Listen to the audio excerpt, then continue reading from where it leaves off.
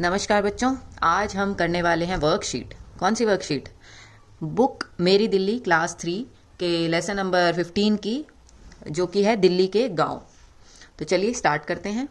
प्रश्न 1, सही वाक्य के सामने सही और गलत के सामने गलत का निशान लगाइए। दिल्ली के गांव के किसान सिर्फ खेती करते हैं।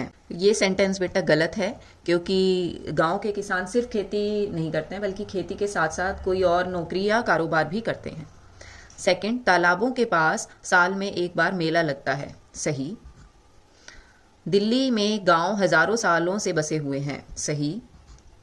दिल्ली में हिंदी भाषा को एक ही रूप में बोलते और समझते हैं। ये बात गलत है, क्योंकि जो हिंदी भाषा है उसके भी रूप बदलते हैं। थोड़ी थोड़ी दूर में हिंदी के जो रूप हैं वो बदलते हैं, और दिल्ली में तो अलग अलग राज्यों से आकर लोग बसते हैं, तो वो अलग अलग तरह की हिंदी बोलते हैं। जैसे आप हरियाणवी इंसान की हिंदी अगर सुनेंगे तो वो एक अलग तरह की, अलग टोन में हिंदी बोलेगा, और अगर आप बिहार के इंसान की हिंदी सुनेंगे तो वो अलग तरीके से हिंदी को बोलेगा।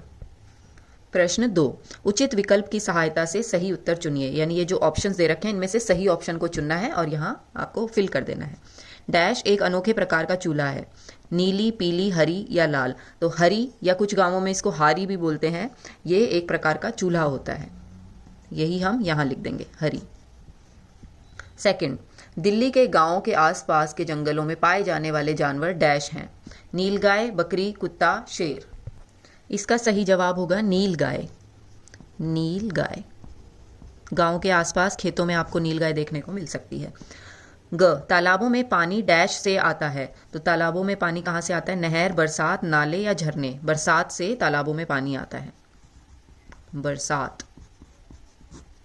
दिल्ली के हर गांव में आज भी डैश को विशेष महत्व दिया जाता है। पार्क, बावड़ी, मैदान या तालाब। तो तालाबों को विशेष महत्व दिया जाता है, बावड़ियां तो अब खत्म हो गई हैं।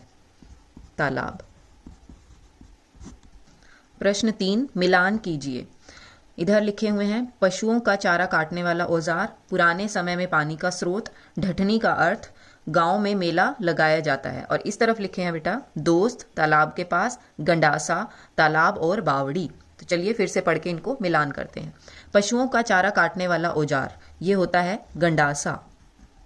पुराने समय में पानी का स्रोत, पुराने समय में पानी तालाब और बावड़ी दोनों से लिया जाता था, इस्तेमाल किया जाता था।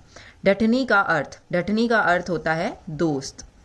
गांव में मेला लगाया जाता है, तालाब के पास गांवों में मेला लगाया जाता है, हर साल कम से कम एक मेला जरूर।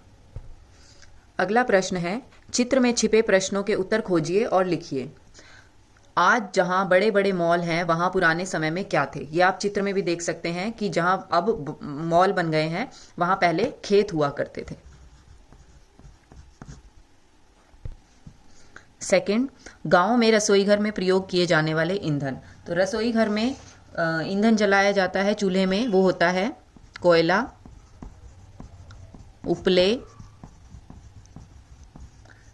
या लकड़ियां।